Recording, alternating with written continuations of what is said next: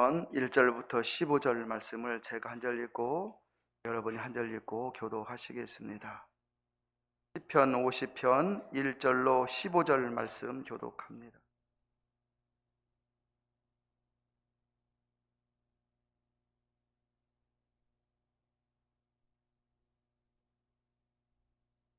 전능하신 자 하나님 여호와께서 말씀하사 해 돋는 데서부터 지는 데까지 세상을 부르셨도다. 우리 하나님이 임하사 잠잠치 아니하시니 그 앞에는 불이 삼키고 그 사방에는 광풍이 불리로다.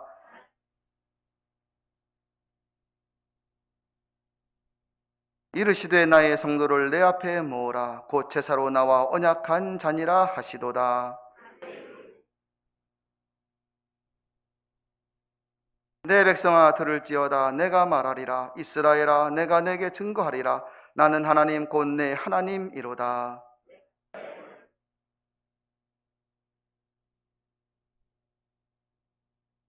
내가 내 집에서 소소나 내 우리에서 수염소를 주지 아니하리니 산의 새들도 나의 아는 것이며 들의 짐승도 내 것임이로다.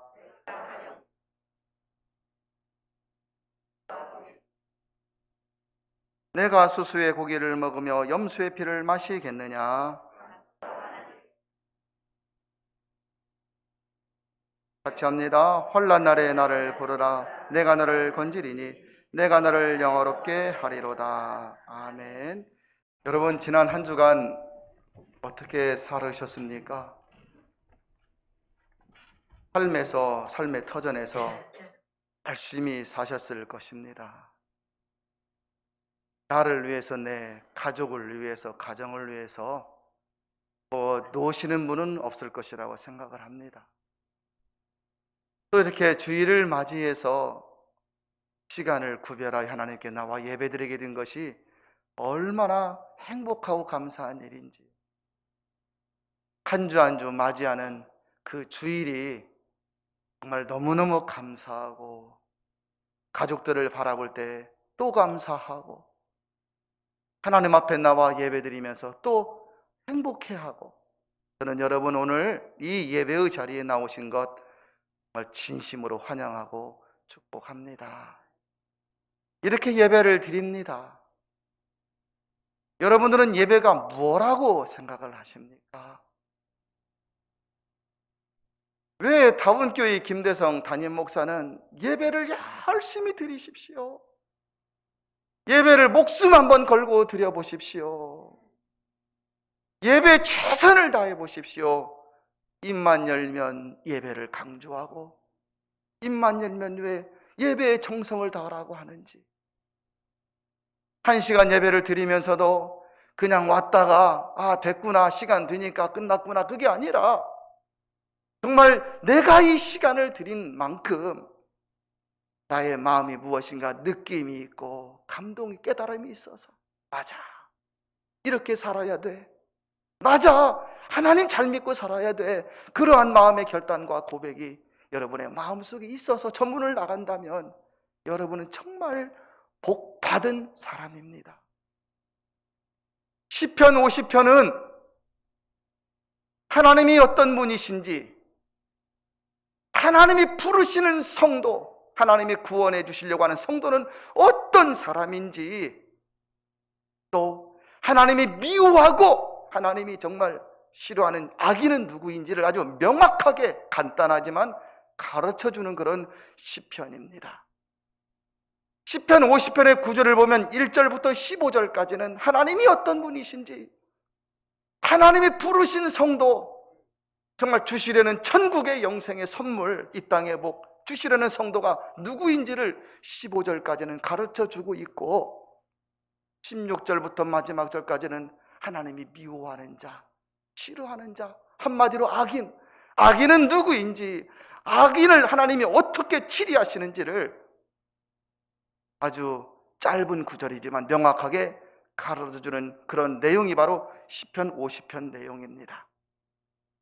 우리 기독교는 예배를 통해서, 신자가 예배를 통해서 하나님과 관계를 맺고 은혜를 누리는 종교입니다. 여러분 잘 기억하셔야 돼요. 하나님과 예배를 통하여 관계를 맺고 은혜를 누리는 종교입니다. 코로나 바이러스 때문에 예배당에 못 오시는 분도 있었습니다. 저는 이렇게 대면 예배든지 또 영상으로 들은 예배가 무엇이 옳다 그르다 그걸 말하는 게 아니고, 나는 알잖아요. 나는 여러분 자신은 알잖아요. 하나님께 예배 드린다고 하는 것이 무엇인지를 알잖아요. 여러분 어떻게 드려야 되는지 여러분 마음속에 있지 않습니까? 그래서 우리 기독교는 예배를 통하여 나와 하나님과 관계를 맺는, 그리고 은혜를 누리는 종교가 바로 우리 기독교입니다. 하나님은 하나님과 예배로 언약을 맺은 성도를 부르시고, 그 다음에 그들의 인생으로 하나님을 영화롭게 하며 살도록 이 언약을 맺어주신 것입니다. 그러나 오늘 성경 22절에 보니까, 시편 50편 22절에 보니까 하나님을 잃어버린 악인이 나오죠. 하나님을 잃어버렸다 그랬어요. 하나님이 뭐 없어져 버렸습니까? 하나님이 모주 만물에 가득하신 그 하나님, 존재하시는 하나님께서 왜 잊어버렸다고 할까요? 이 마음속에서 없어져 버렸다라는 거예요. 그리고 또 하나가, 하나님의 말씀대로 살지 않는 이 악인은 하나님이 그들을 찢을 것이라 그러는 거예요. 종이를 찢듯이 인생을 찢어버리신다 그래요. 일을 당하게 하고 문제를 당하게 하고 건져낼 자가 없으리라. 무서운 말이죠. 지옥에 빠지는데 건져낼 자가 없다라는 거예요. 오늘 이 아침에는 1절부터 15절까지의 말씀을 통하여 하나님이 어떤 분이신지, 예배를 통하여 하나님과 언약을 맺고 성도로 부름받은 우리가 어떤 존재인지를 깨달아서, 저는 다문의 성도들이 예배드리기에 최선을 다하는 여러분 다 될 수 있기를 진심으로 소망합니다. 성경 1절에 보니 오늘 하나님께서 해 돋는 데서부터 해 지는 데까지 세상을 부르셨다 그랬어요. 여기 부르셨다는 말은 원문에는 소환하였다 그래요. 소환. 하나님이 다 소환하시는 거예요. 하나님이 만드신 것 하나님이 다 불러 소환해 무엇하려고? 판단하시려고. 법원에서 소환장이 오는 경우가 있어요. 잘못했을 때. 그러죠? 소환장이 오면 가야 됩니다. 한 번 안 가고 두 번 안 가고 몇 번 안 가면 어떻게 되죠? 체포하러 오잖아요, 여러분. 하나님은 이 세상을 소환하실 수 있는 분이십니다. 그것은 6절에 보니 6절에 하나님이 어떤 분이시죠? 하나님을 심판장이라 그랬잖아요, 여러분. 하나님은 심판장이시기 때문에 이 세상의 모든 것을 다 소환하실 수 있는 분이십니다. 하나님 보시기에 이 땅이 너무 악하여 악한 사람들이 너무너무 많아. 하나님을 알만한 것이 있음에도 불구하고 하나님을 외면하고 살고 하나님을 멀리하고 살고 하나님을 무시하고 살고 그런 사람들이 얼마나 많은지. 그래서 하나님께서는 이 땅이 악하기에 3절처럼 잠잠지 아니하시고 세상을 소환하시는 겁니다. 이 소환하시는 일이 예수님 재림하실 때 하나님은 우주 만물을 소환하고 심판하실 것입니다. 그런데 여러분, 하나님은 지금도 우리 영혼을 소환하고 계십니다. 송혜씨 아시지요? 전국 노래자랑 최장수 사회를 보신 분, 95세에 하나님이 그 영혼을 소환하시는 거예요. 하나님이 소환하시면 절대로 그 누구도 거부할 수 없는 것이 우리 연약한 인생이잖아요. 어떤 사람은 젊어서 소환을 당해요. 어떤 사람은 어린 때 소환을 당합니다. 소환을 당해. 어떤 사람은 질병으로 소환을 당하고 어떤 사람은 사고로 소환을 당합니다. 지난주 대구에서 화재가 일어났는데 변호사 사무실에서 7명이 다 죽었잖아요, 여러분. 거기 사무장 얘기 들으셨습니까? 결혼한 지 2년밖에 안 돼. 재밌게 알콩달콩 살려는 지금 그때 생을 마치게 되었어요. 그 누구도 언제 어떤 일로 송환당할지 아무도 모릅니다. 우리가 맨 마지막에 우리 다시 만날 때까지 찬송을 불러요. 정말 그 가사 생각하면 눈물 납니다. 다시 만날 때까지. 예배드리고 헤어졌다가 다시 만날 때까지. 반복하다가 어느 날 안 보이는 사람도 있겠지, 여러분. TV에서 염색하시는 어떤 분, 생활의 달인이라고 하는 프로그램에서 염색하시는 분이 나왔는데 한 200명 정도 단골이 있었대요. 자기 염색하시는 200명 정도 단골이 있었는데 해마다 숫자가 줄어드는 거야. 그러면서 그게 무슨 뜻일까요?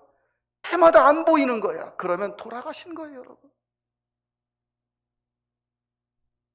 그래도 자기는 한 명이 될 때까지라도 했으면 좋겠다라는 거예요. 자기도 나이가 많은데. 하나님은 심판장이 되십니다. 4절에 보니 여러분, 하나님이 그 백성을 판단하시려고 4절에 보니 윗하늘과 아랫땅에 반포하시기를. 윗하늘과 아랫땅이 무엇이에요? 저 우주의 영적인 세계, 영혼들이 있는 하나님의 나라, 거기와 이 우리가 살아가는 이 지상의 나라, 이 땅에 반포하시기를. 거기 나오지. 5절에 뭐라고 나오니 나의 성도를 내 앞에 모으라. 하나님의 성도, 하나님께 인정받고 부름받고 구원받을 성도를 내 앞에 모으라. 곧 제사로 나와 언약한 자니라 하시도다. 죄 많은 이 세상에서 구원받게 하시려고 부르시는데 무엇으로? 예배로 언약을 맺은 성도를 불러주시는 거예요. 또 여러분들에게 예배 열심히 드리십시오. 꼭 드리셔야 합니다. 나의 신앙을 표현하고 내가 하나님 믿는 사람이라는 것을 무엇으로 내가 보여줄 수가 있겠습니까? 예배 드리는 것이잖아요.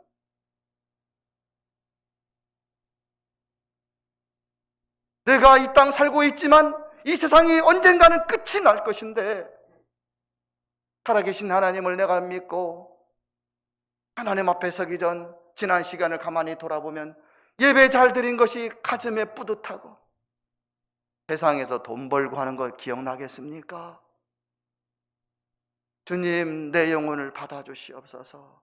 주님 앞에 갑니다 할 때는 예배 잘 드린 것, 하나님께 드린 것, 바친 것, 섬긴 것, 그것만 기억나는 거예요. 그것이 영혼의 티켓, 천국의 티켓이 되는 거예요.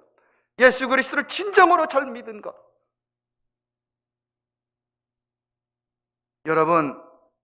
여러분들은 하나님의 성도임을 확신하십니까?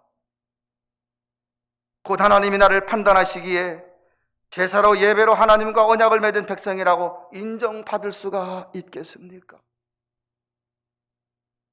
하나님은 예배로 하나님과 언약을 맺은 성도들을 부르시고 7절 마지막 절처럼, 7절의 마지막 부분처럼 그들의 하나님이 되어주신다고 말씀하셨습니다. 그래서 제가 서두에 한 주간 인생 살면서 이런저런 삶으로, 어떤 사람은 좀 힘들게, 어떤 사람은 좀 편하게, 한 주간 어떤 사람은 열심히 땀 흘리면서 한 주간 살았던 그 생활을 내려놓고 주일날 주님의 날 하나님 앞에 나와 예배드리게 된 것 가만히 생각해보면 감사해요. 정말 행복한 거예요. 눈에 보이지 않는 하나님, 잡을 수 없는 하나님을 내 입술로 고백하고 찬송 부르고 기도할 때마다 아멘 하면서 하나님께 이 마음을 드릴 수 있다는 것, 얼마나 행복한 일인지. 여러분의 마음을 가만히 한번 살펴보십시오.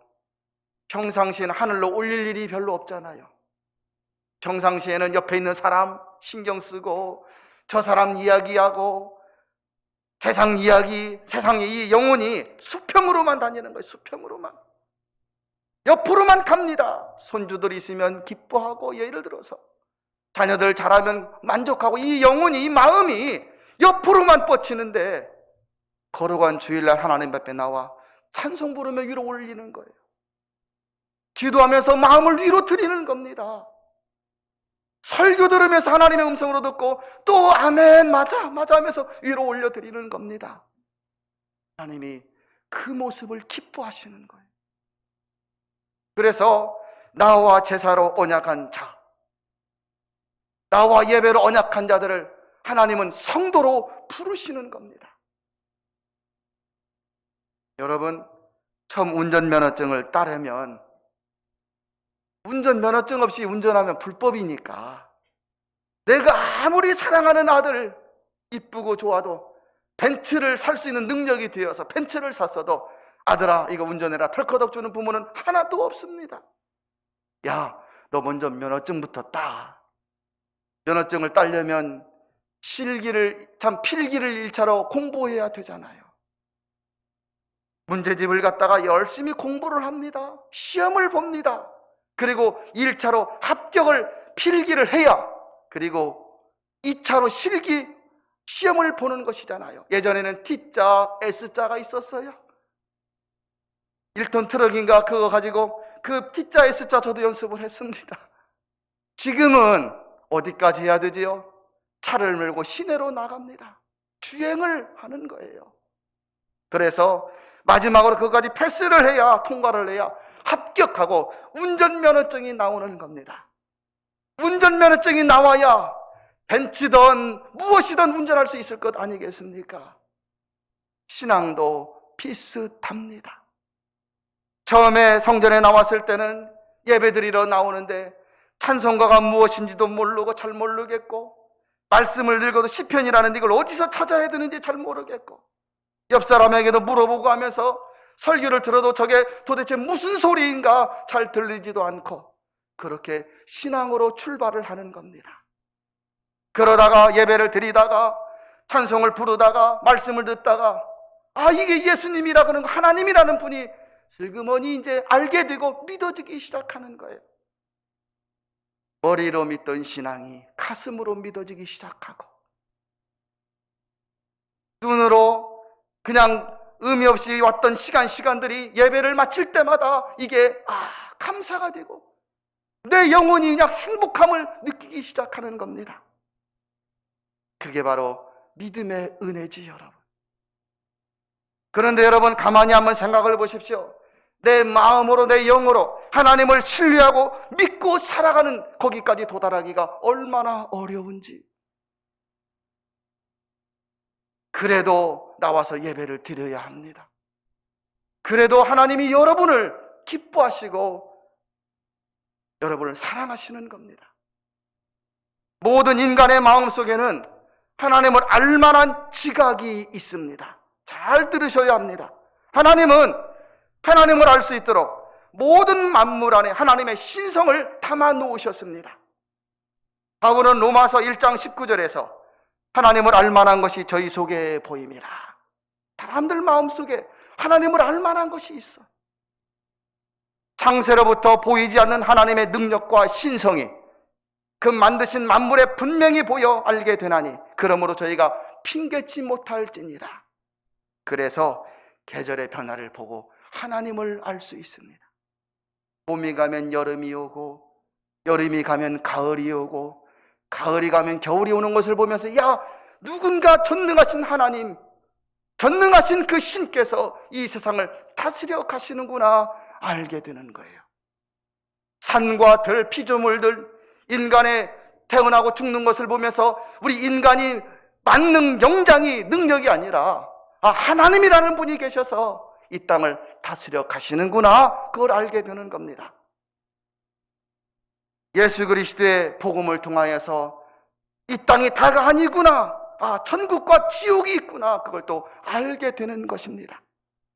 그런데 하나님을 알만한 지각이 있음에도 외면하고 멀리하는 무시하는 사람들이 있습니다. 우리가 시편 50편을 읽었습니다마는 시편 49편 18절부터 보면 이런 말씀이 있습니다.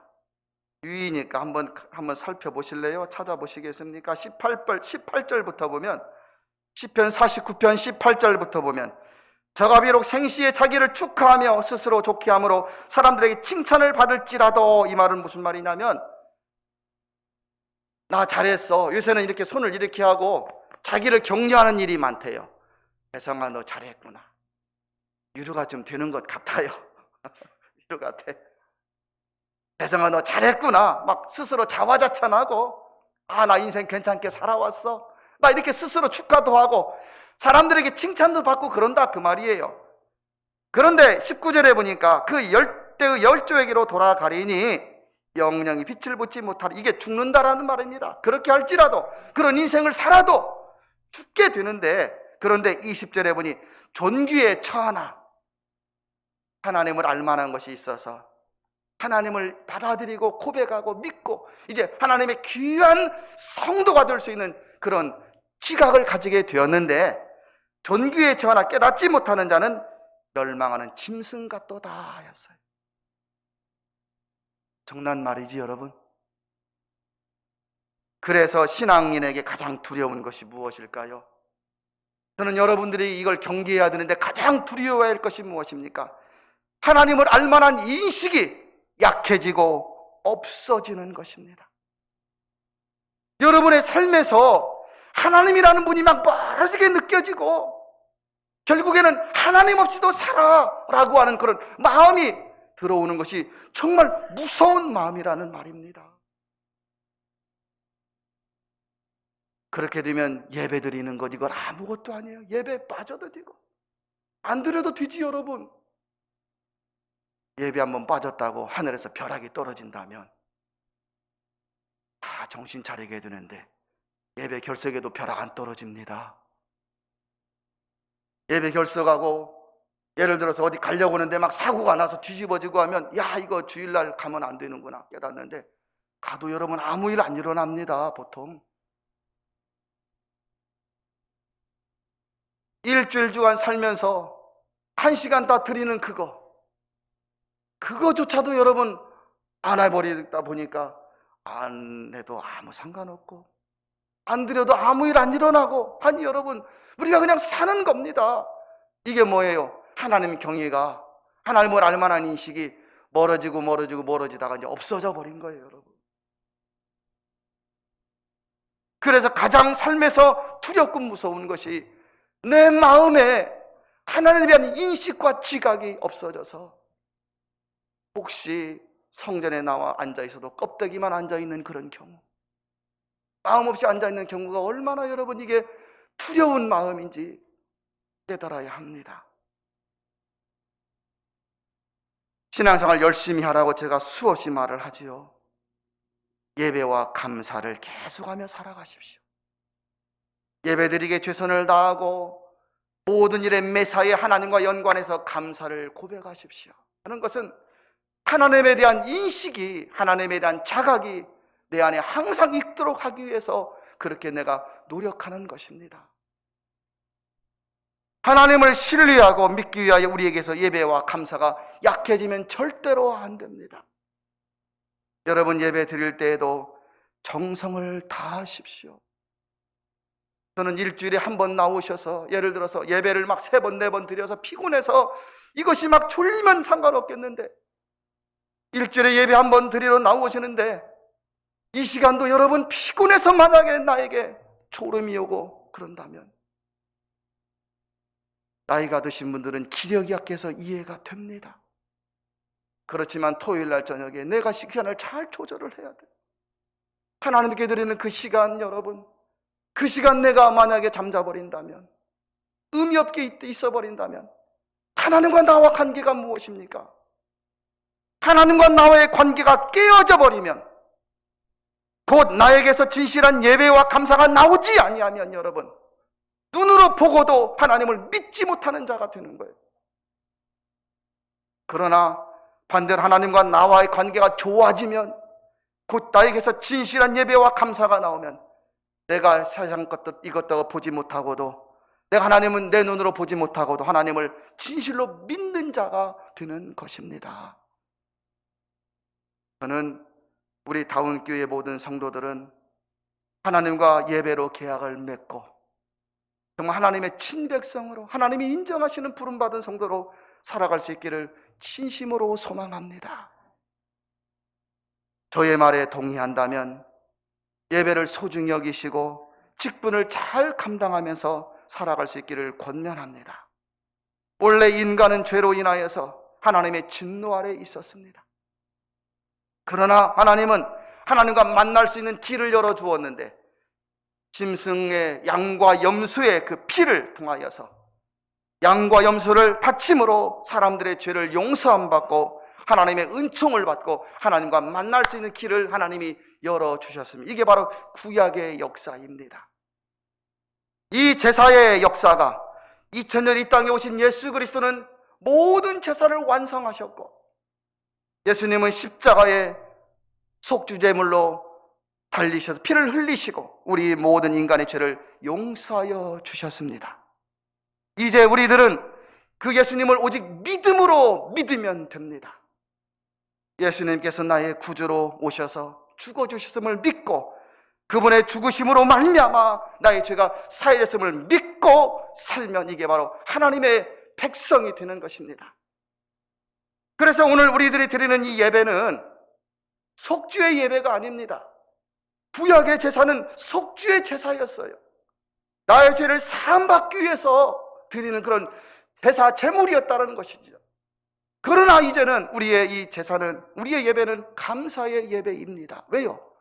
예수님이 바로 그 일을 다 이루어 주셨기 때문에 그런 것이에요.